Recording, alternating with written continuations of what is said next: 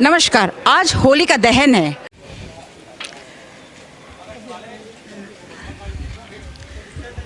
नमस्कार, मैं आशा ताई आज गाज़ीपुर बॉर्डर पर हूँ। आज है होली का दहन।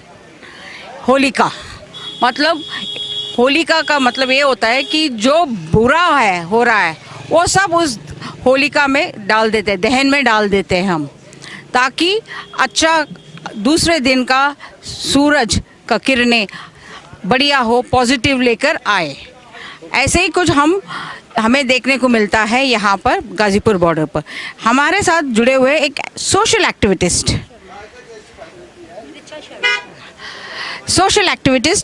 ऋचा शर्मा। चलिए डायरेक्टली उनसे बात करते हैं।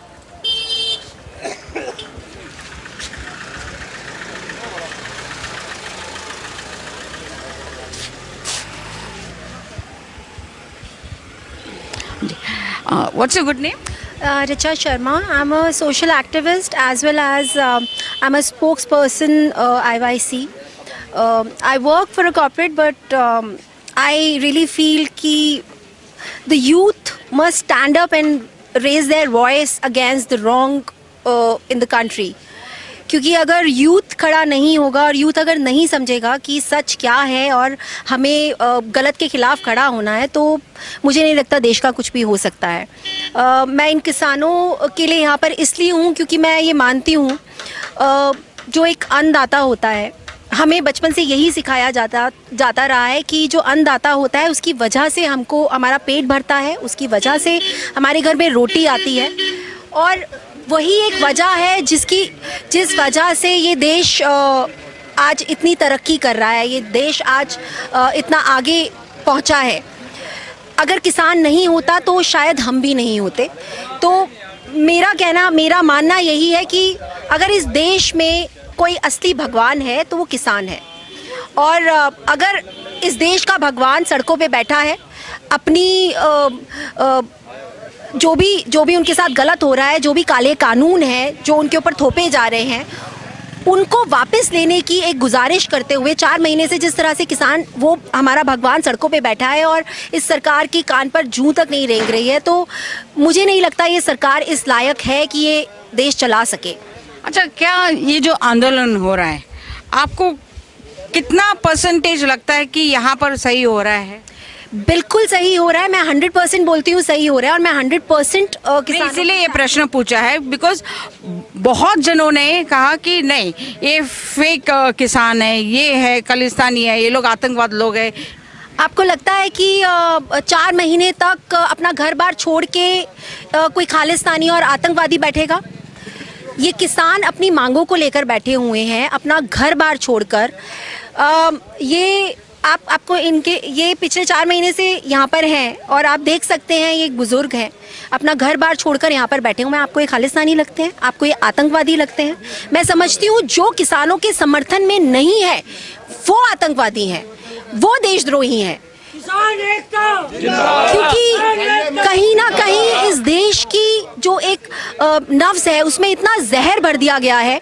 यहाँ जब भी कोई आवाज़ उठाता है सरकार की नीतियों के खिलाफ, चाहे वो जामिया के स्टूडेंट्स हैं, चाहे वो जेएनयू के स्टूडेंट्स हैं, जब जेएनयू और जामिया आवाज़ उठाता है तो उनको आतंकवादी, उनको टुकड़े टुकड़े गैंग कह दिया जाता है। जब मुसलमान अपने हक की लड़ाई लड़ता है तो उन्हें आतंकवादी कह दिया जाता है, और जब आज किसान अपने हक की लड़ाई लड़ रहा है तो उनको खालिस्तानी बोल दिया गया। क्या क्या षड्यंत्र नहीं रचा गया इनको बुरा दिखाने के लिए। लेकिन अगर ये बुरे होते तो आपको लगता है कि अभी तक सड़कों पे होते?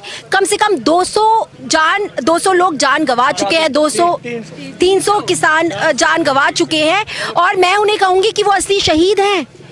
उनको हमें वो अपनी शहादत दे चुके हैं यहाँ पर, क्योंकि वो जो लड़ाई थी वो अपने लिए नहीं लड़ रहे, वो लड़ाई हम सबके लिए लड़ रहे हैं। आपको क्या लगता है कि अगर ये जो कानून है अगर ये आ जाते हैं तो क्या उससे सिर्फ फर्क किसानों को पड़ने वाला है? नहीं, आम आदमी को भी पड़ेगा। शायद 6 महीने नहीं, शायद 1 साल नहीं, लेकिन 1 साल के बाद जब अंबानी अदानी जैसे लोग जिनके हाथ में सब कुछ आ जाएगा, तब आप तैयार हो जाइए आटा भी 100 रुपये किलो खरीदने के लिए, क्योंकि ये जो जायंट है, ये जो अंबानी अदानी जैसे ये जो पूंजी बिजनेस टाइकून्स, हाँ, ये जो पूंजीपति हैं, इन्होंने ही ये सरकार बनाई है, इन्होंने ही इलेक्शंस में पैसा लगाया है और यही बीजेपी को बढ़ावा दे रहे हैं। तो बीजेपी को अपना कर्जा तो उतारना है ना, तो वो सरकार हमारे किसानों की आहुति देकर अपना कर्जा उतारना चाहती है, उनको सब कुछ दे के। लगभग सब कुछ प्राइवेटाइज हो चुका है इस देश का, लेकिन जो अंधभक्त हैं, मुझे बड़ी तकलीफ होती है सोचकर कि उनको भी अभी भी ये चीज़ें नज़र नहीं आ रही हैं। वो आज भी धर्म में पड़े हुए हैं, वो आज भी हिंदू मुसलमान में पड़े हुए हैं। आज ही की एक घटना है, मैं ज़रूर वो उसका जिक्र करूंगी। हमारे इधर शाहपुर जाट है दिल्ली के अंदर, जहाँ पर एक मंदिर में साईं बाबा जी की मूर्ति थी और वहाँ के लोगों ने, वहाँ के जो लोग थे, उन्होंने जाकर वो मूर्ति पूरी की पूरी उखाड़ दी और बहुत अच्छे से उन्होंने वीडियो बनाया और ये बोला है कि ये जो साईं बाबा है ये कोई भगवान नहीं है, ये तो मुसलमान था। आप समझ सकती हैं कि किस तरह की मानसिकता लोगों में भर चुकी है दिमाग के अंदर। हाँ, जो साईं बाबा को ज्यादातर आप भी जानते हैं कि हिंदू लोग ही पूजते हैं, एक मंदिर में उनकी मूर्ति बनी हुई है और आप जाकर वो उखाड़ देते हैं ये बोल के कि ये मुसलमान है। मैं तो ये कहूंगी अगर वो मुसलमान है तो भी क्या है, हिंदू पूजता है ना उन्हें, तो आप दूसरों की सेंटिमेंट्स के साथ कैसे खिलवाड़ कर सकते हैं। इस देश में जब से 6 साल से बीजेपी आई है ना, ये देश एक पॉइजन देश के अंदर भर चुका है, एक जहर लोगों की रगों दिमाग के अंदर। बिल्कुल, और लोगों को कोई फर्क नहीं पड़ता, नौकरियां नहीं है, लोगों को कोई फर्क नहीं पड़ता, इकोनॉमी डाउन हो चुकी है, खत्म हो चुकी है, लोगों को कोई फर्क नहीं पड़ता कि हमारे जो जितने भी सरकारी संस्थान थे वो बिक चुके हैं, लोगों को कोई फर्क नहीं पड़ता क्योंकि उनको जो वो धर्म की गुट्टी पिला दी गई है ना, उनके लिए वो काफी है।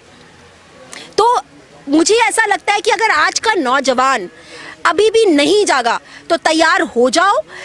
पहले ये अंग्रेजों ने इस देश को हड़पा था, अब ये अंग्रेजों के दलाल इस देश को हड़प रहे हैं और हड़प चुके हैं। आप दलाल किसको कह रहे हैं? मैं दलाल कह रही हूँ इस सरकार को, मैं दलाल कह रही हूँ उन लोगों को जो इस सरकार का समर्थन करते हैं, मैं दलाल कह रही हूँ उन पूंजीपतियों को जो इस सरकार को बनाते हैं, जो उनको एमएलएस खरीदने के लिए पैसा देते हैं।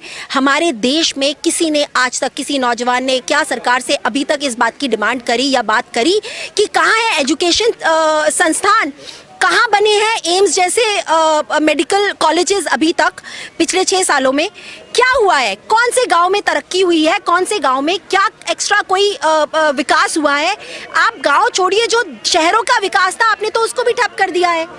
आप सिर्फ और सिर्फ राम मंदिर के मुद्दे को लेकर आए थे, आप अभी भी उसी को संवार रहे हैं। इस तरह का उनकी सोच है, तो मुझे लगता है वो राम मंदिर का निर्माण भी इसीलिए कर रहे हैं कि कटोरा लेके वहीं पर नौजवान भीख मांगने के लिए बैठ जाएगा।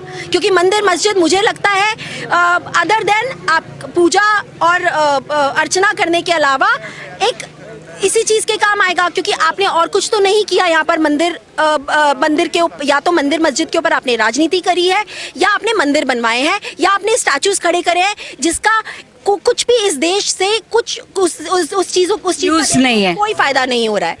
और जहाँ जब किसानों की बात आती है, ये बात हमारी जो करंट सरकार है, मैं उनसे ही पूछना चाहती हूँ।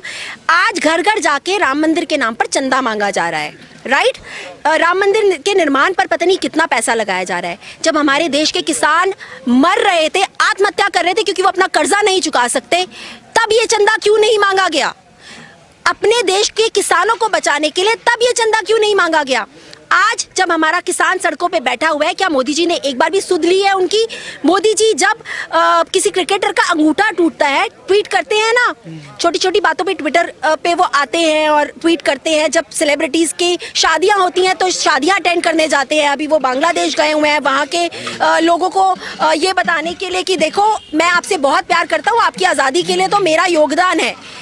आप बांग्लादेश की आज़ादी में आपका योगदान है, लेकिन जो अपने देश की लोग हैं उनको तो आप तानाशाही में जकड़ के उनको सबको गुलाम बनाना चाहते हो। आप अंबानी अदानी को, देश के एक एक इंसान को बेच देना चाहते हो। आप इस देश का मुसलमान, ना तो वो खुश है, ना इस देश का किसान खुश है, ना इस देश का नौजवान खुश है। खुश कौन है? सिर्फ वो लोग जिनको ये कह के बरगलाया गया है कि ये एक हिंदू राष्ट्र बनेगा। मैं उनसे ये पूछना चाहती हूँ, क्या हिंदू राष्ट्र की इस देश में ज़्यादा ज़रूरत है, या विकास, या मेडिकल संस्थान, एजुकेशन की ज़्यादा ज़रूरत है? लोगों की प्लेट में रोटी हो, लोगों के घर में खुशहाली हो, लोगों के घर में उनको जब उनका बच्चा मर रहा हो किसी बीमारी से, उसके पास पैसे हो कि वो अपना इलाज, बच्चे का इलाज करा सके, या हमारे पास इतनी फैसिलिटीज़ हो कि हमारे मेडिकल कॉलेजेस इतने संपूर्ण हो कि किसी को इलाज में कोई कमी ना आए। क्या इस चीज़ की ज़रूरत है, या इस वक्त राम मंदिर की ज़रूरत है? हमें नहीं चाहिए। मैं ये समझती हूँ कि ये जो सोच है ये सिर्फ मेरी नहीं होनी चाहिए, इस देश के हर नौजवान की होनी चाहिए। मुझे एक बात बताइए, अब जैसे आपने प्राइम मिनिस्टर कहा बांग्लादेश गए, वो गए हुए तो बांग्लादेश करेक्ट फाइन, लेकिन क्या ये सही है बांग्लादेश इस समय जब किसान आंदोलन हो रहा है? सिर्फ किसान आंदोलन नहीं मैम, मैं आपसे सबसे पहले तो ये कहती हूँ कि आप जानती हैं कि देश में इस वक्त कोविड भी फैला हुआ है। My next question is that only. आप लोगों को ये बता रहे हैं कि दूरी बना के रखनी है, मास्क पहनने हैं, वैक्सीन लगानी है, आप सारी चीज़ें कर रहे हैं ना। ये इस वक्त क्या ज़रूरत थी आपको बांग्लादेश जाने की? और आपके खुद के देश के लोग खुश नहीं हैं, सुखी नहीं हैं, मर रहे हैं, लोगों की नौकरियां छिन चुकी हैं कोविड की वजह से। मैं कहूँगी कोविड की वजह से नहीं, क्योंकि ऑलरेडी इकोनॉमी तो ख़त्म हो चुकी थी। कोविड तो इन्होंने एक बहाना उसको बनाया है। अनफॉर्चुनेटली कोविड आया, और मैं अनफॉर्चुनेटली भी नहीं बोलूँगी, शायद ये कोरोना है क्या नहीं है? बिल्कुल है। देखिए, मैं ये नहीं कहूँगी कि कोविड नहीं है। ये एक बहुत बड़ी त्रासदी है, एक वैश्विक स्तर पर ये त्रासदी है, और लोगों को ये समझना चाहिए कोरोना है, क्योंकि जिनके घरों में लोग मरे हैं, जिनके घरों से उनके लव्ड वंस उन्होंने लूज़ किए हैं, हमें उनसे जाके पूछना चाहिए कि कोरोना है कि नहीं है, क्योंकि है। लेकिन एट द सेम टाइम मैं ये कहती हूँ कि इससे लड़ने के लिए आपने क्या किया? 3 महीने का आपने लॉकडाउन, जब आप 3 महीने वो लॉकडाउन रहा, आपने कितने लोगों को खिलाया? लोगों की नौकरियां चली गई, व्यवसाय चले गए, मजदूर सड़कों पे, रेलों की पटरी पर कट गए। आपने क्या किया उन लोगों के लिए? आपने पीएम केयर फंड इकट्ठा किया, कहाँ है वो पीएम केयर फंड? क्यों आपने, वो बहुत पैसा इकट्ठा हुआ था, लोगों ने करोड़ों रुपया दान किया है, कहाँ है वो पैसा? क्यों वो आज जो लोग अपनी नौकरियां खो चुके हैं, जो लोग अपने छोटे छोटे व्यवसाय खो चुके हैं, उनको क्यों नहीं दिया गया? आपने उनके नाम पर ही इकट्ठा किया था, या आपने वो इसलिए इकट्ठा किया था कि अभी जब बंगाल इलेक्शंस आएंगे, असम, बिहार, सब जगह जब इलेक्शंस आएंगे तो आपको वहाँ पर एमएलएस खरीदने हैं, इसलिए आपको ये सब वो पीएम केयर फंड बनाना था? क्योंकि पिछले 6 साल से यहाँ पर जो भी पैसा है, या तो वो धर्म के नाम पर लगता है, या वो एमएलएस खरीदने के नाम पर लगता है, या फिर वो इलेक्शंस के रैलीज के नाम पर लगता है। हम देश के लोग मर रहे हैं, कभी कोविड से, कभी बेरोजगारी से, लेकिन आप क्या कर रहे हैं? आप रैलीज कर रहे हैं, आप विशालकाय रैलीज कर रहे हैं, इलेक्शंस की रैलीज, क्योंकि आपको जो देश के जो कोने अभी आप अभी तक उसके ऊपर कब्जा नहीं कर पाए, आपको वो भी हड़पने हैं।